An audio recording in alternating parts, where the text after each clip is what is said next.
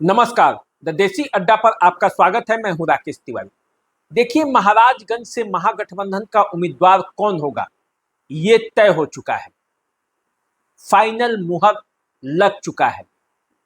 लोकसभा चुनाव के दरमियान भी मैंने आपको बताया था कि लोकसभा में महागठबंधन का उम्मीदवार कौन होगा और अंततः उसी बात पर मुहर लगी थी। विधानसभा चुनाव में भी मैं आज आपको महागठबंधन के उस उम्मीदवार का नाम बताऊंगा जिसका नाम फाइनल हो चुका है। बस मुहर लगना है, अनाउंस करना बाकी है। और महागठबंधन में इस फैसले के बाद बवाल मचना भी तय है। महाराजगंज में सबसे अधिक सिर फुटौल महागठबंधन के अंदर ही है। महागठबंधन में टिकट के कई बड़े दावेदार हैं और इसी वजह से महाराजगंज में सबसे अधिक मुश्किल महागठबंधन को ही लेकर है। लेकिन अब महाराजगंज में महागठबंधन ने अपने टिकट को फाइनल कर दिया है। सूत्रों ने जो खबर दी है वो खबर सटीक है और यदि उन खबरों पर आप विश्वास करेंगे तो आप समझ जाइए कि आने वाले समय में महाराजगंज में कई तरह के राजनीतिक हलचल आप देख सकते हैं। देखिए, महाराजगंज से महागठबंधन के कई दावेदार हैं। महागठबंधन की पहले तीन पार्टियां कांग्रेस, वीआईपी और आरजेडी, इन तीनों से उम्मीदवार है महागठबंधन के।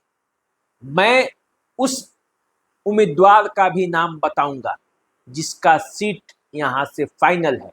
लेकिन उससे पहले आप जान लीजिए कि आखिर कौन कौन महागठबंधन में प्रबल दावेदार है और आखिर उसकी दावेदारी यहां से है तो उसका क्या कारण है, किन वजहों से उनकी दावेदारी मजबूत है। तो देखिए, यहां से निवर्तमान विधायक विजय शंकर दुबे कांग्रेस के प्रत्याशी के तौर पर 2025 में चुनाव लड़ना चाहते हैं। वो 2020 का चुनाव लड़े और जीत गए। उसके बाद अब वे चाहते हैं कि इस बार भी महाराजगंज से वे कांग्रेस के उम्मीदवार हों और उनकी दावेदारी है। वे कहते भी हैं कि टिकट तो उन्हें ही मिलेगा। अब देखिए, दूसरे दावेदार वीआईपी से हैं। वीआईपी से नीतीश द्विवेदी, एक ऐसे युवा चेहरे जो सनसनी बनकर महाराजगंज में आए हैं, गांव गांव में घूम रहे हैं और उनका कहना है कि पूरे बिहार में वीआईपी को कोई एक भी सीट मिलेगी तो वो महाराजगंज होगी। मुकेश सहनी से उन्हें इस तरह का आश्वासन मिला है और इसलिए महाराजगंज से टिकट तो वीआईपी के खाते में ही जाएगी। कांग्रेस और वीआईपी के बीच इस तरह की प्रतिद्वंदिता है इस क्षेत्र में। और इसी बीच महाराजगंज से एक तीसरा नाम विशाल जायसवाल का है। विशाल जायसवाल आरजेडी के टिकट पर यहां से चुनाव लड़ना चाहते हैं। विशाल जायसवाल की दावेदारी का क्या कारण है? महाराजगंज में 3 से 4 बार वैश्य समुदाय के लोग चुनाव जीतते रहे हैं। 2 बार उमाशंकर प्रसाद चुनाव यहां से जीते हैं। अनुसुईया जायसवाल भी जीती हैं और हेम नारायण शाह 2015 का चुनाव जनता दल यूनाइटेड के टिकट पर जीते थे। अब विशाल जायसवाल और उनके पिता विनोद जायसवाल को ऐसा लगता है कि महाराजगंज उनके लिए सबसे सुरक्षित है और विनोद जायसवाल की नजदीकियां लालू परिवार से हैं। लालू परिवार के किचन कैबिनेट के वो सदस्य हैं। उनकी नजदीकियां इतनी हैं कि हर बात लालू परिवार का वो जानते हैं और हर फैसले में शामिल होते हैं। विशाल जायसवाल भी तेजस्वी यादव के अच्छे मित्र हैं। अब ऐसे में जब उनके मन में चुनाव लड़ने की इच्छा जगी तो उन्होंने महाराजगंज की सीट चुनी है अपने लिए। तो 3 दावेदार हैं। इसके अलावे ऐसा नहीं है कि इन पार्टियों में और दावेदार नहीं है। तीन तो ये मजबूत और प्रबल दावेदार हैं। इसके अलावे यदि आप कांग्रेस में जाएंगे तो कांग्रेस में विजय शंकर दुबे का विरोध करते हुए कई कांग्रेस के नेता यहां से चुनाव लड़ने की तैयारी कर रहे हैं। पार्टी के पास दावेदारी भी ठोकी, उसमें पूर्व जिलाध्यक्ष विधुशेखर पांडे शामिल हैं, उसमें यशवंत कुमार चमन शामिल है, पटना में रहते हैं, हाई कोर्ट के वकील हैं, विधि प्रकोष्ठ के उपाध्यक्ष हैं कांग्रेस के, महाराजगंज से नाता है। तो ऐसे में यशवंत कुमार चमन की दावेदारी है, विधुशेखर पांडे की दावेदारी है, और एक बार चुनाव लड़ चुके यहां से प्रद्युमन राय पूर्व जिला परिषद सदस्य, उनकी भी दावेदारी महाराजगंज से है। अब महाराजगंज कांग्रेस के लिए इतना महत्वपूर्ण है कि यहां से हर कोई चुनाव लड़ना चाहता है।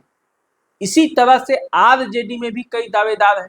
विशाल जायसवाल के अलावे राजद के स्थानीय जो कार्यकर्ता हैं, जो वर्षों पहले से आरजेडी की सेवा करते रहे हैं, अरविंद गुप्ता, वे चाहते हैं कि चुनाव लड़े, राजकिशोर गुप्ता, वे चाहते हैं कि चुनाव लड़े। इनके अलावे भी कई दावेदार महागठबंधन में हैं, लेकिन महागठबंधन की मुश्किलें कम नहीं है। कम इसलिए नहीं है क्योंकि तीनों जो प्रमुख दावेदार हैं उनकी अलग अलग मजबूती है। अब उन अलग अलग मजबूती पर जरा हम लोग चर्चा कर लें और तब मैं बताऊंगा कि इन तीनों में से या कोई अन्य जिसके बारे में चर्चा हो रही है उसका टिकट यहां से महागठबंधन ने फाइनल किया है, और उसके बाद जो नाम सामने आएगा तो ये बवाल मचना तय है। महाराजगंज की राजनीति में बवाल तो होगा ही। तो देखिए, यदि विजय शंकर दुबे की बात करेंगे जो निवर्तमान विधायक, उनका सबसे मजबूत पक्ष ये है कि वे कांग्रेस के बड़े नेता हैं। लंबे समय से वो कांग्रेस में चुनाव जीतते रहे हैं, मंत्री भी बने हैं।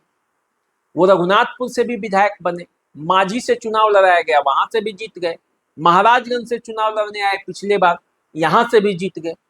आज तक जिस सीट पर ब्राह्मण जीता नहीं था उस सीट पर विजय शंकर दुबे ने समीकरणों का सहारा लेकर जीत गए। तो ये उनके चुनाव लड़ने की जो क्षमता है उसको दर्शाता है कि किस तरह से कम संसाधनों में चुनाव जाता है। ये विजय शंकर दुबे ने प्रूफ करके दिखाया। लेकिन पिछले 5 साल के क्षेत्र का रिपोर्ट देखेंगे तो उसमें उनके प्रति असंतोष भी दिखती है। जनता में असंतोष तो है ही, पार्टी के कार्यकर्ताओं में भी असंतोष है। जिन वादों के साथ विजय शंकर दुबे ने पिछले चुनाव में यहां आए, लोगों की मदद ली और लोग उनके पीछे खड़े हो गए, उन वादों पर शायद विजय शंकर दुबे उतना खड़े नहीं उतरे और इसीलिए विरोध का सामना भी करना पड़ रहा है। अब यदि बात करें नीतीश द्विवेदी की, कि नीतीश द्विवेदी की दावेदारी का कारण क्या है। देखिए भाई, नीतीश द्विवेदी एक ऐसे युवा हैं जिन्होंने पूरे महाराजगंज में एक माहौल बना दिया है। अन्य प्रत्याशियों के पसीने छुड़ाने लगे हैं।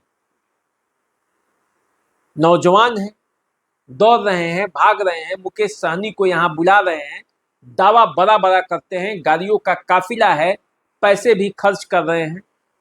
पैसे कहाँ से आ रहा है ये भी कई लोग सवाल करते हैं, लेकिन नीतीश द्विवेदी अपने काम में लगे हुए मस्त हैं, जहां जाते हैं पूरा माहौल बना देते हैं। तो इसी दावे के साथ नीतीश द्विवेदी कहते हैं कि सबने महाराजगंज को लूटा है, वे आए हैं, यहाँ के बेटा हैं, तो वो यहाँ के लिए कुछ काम कर जाएंगे। अब देखिए, जो आरजेडी के यहाँ से प्रबल दावेदार हैं विशाल जायसवाल, उनके पिता एमएलसी हैं सीमान से। तो एक तो उनकी यहाँ एमएलसी के रहते हुए लोगों से संपर्क है, आरजेडी के बड़े नेता हैं, हिना साहब का उनको समर्थन प्राप्त है। इसके अलावे विशाल जायसवाल तेजस्वी यादव के करीबी हैं और लालू प्रसाद यादव के खासम खास। तो उनकी दावेदारी यहां से है। वो चाहते हैं कि इस बार महागठबंधन से उनको टिकट मिल जाए। तो भाई फैसला किस पर हुआ है? महाराजगंज का टिकट फाइनली किसे मिलने जा रहा है? ये सवाल आपके मन में होगा, हमारे भी मन में था। हमने सूत्रों से जानकारी हासिल की कि भाई आखिर महाराजगंज में महागठबंधन के तीन तीन प्रबल दावेदार हैं, इसके अलावे अन्य दावेदार हैं, तो ये टिकट जाएगा कहाँ? इन सिर फुटौल के बीच किसके पास जा रहा है? तो जानकारी ये मिली कि महाराजगंज का जो ये टिकट इस बार जा रहा है वो आरजेडी के खाते में जा रहा है। आरजेडी इस सीट पर कोई समझौता करने नहीं जा रही है। आरजेडी अपने कैंडिडेट विशाल जायसवाल को चुनावी मैदान में उतारेगी और विशाल जायसवाल ने इसके लिए पूरी तैयारी कर ली। पार्टी के आला कमान से उनको आश्वासन मिल चुका है, संकेत मिल गया है और इसको लेकर वे क्षेत्र में लग भी गए हैं और क्षेत्र में भी इस बात की अब चर्चा शुरू हो गई है कि विशाल जायसवाल आरजेडी के प्रत्याशी के तौर पर अगला चुनाव लड़ सकते हैं महाराजगंज से। तो देखिए तैयारी तो यहां तक हुई है, अब कोई परिस्थिति ऐसा न बदल जाए, क्योंकि जानते हैं मैं हमेशा ये बात कहता हूं कि चुनाव परिस्थितियों का खेल है। टिकट मिलना और टिकट कट जाना ये भी परिस्थितियों पर निर्भर करता है। सारा फील्डिंग, सारा आपका हर चीज मजबूत है, लेकिन अंतिम समय में कोई ऐसी परिस्थिति आई, मजबूरन न चाहते हुए भी टिकट काटना पड़ता है कई बार आला कमान को। वैसी मजबूरियां अगर तेजस्वी यादव के सामने नहीं आई तो आरजेडी इस सीट पर अंतिम समय तक टिकट पाने के लिए लड़ेगा और आरजेडी के तरफ से टिकट विशाल जायसवाल को जाएगा।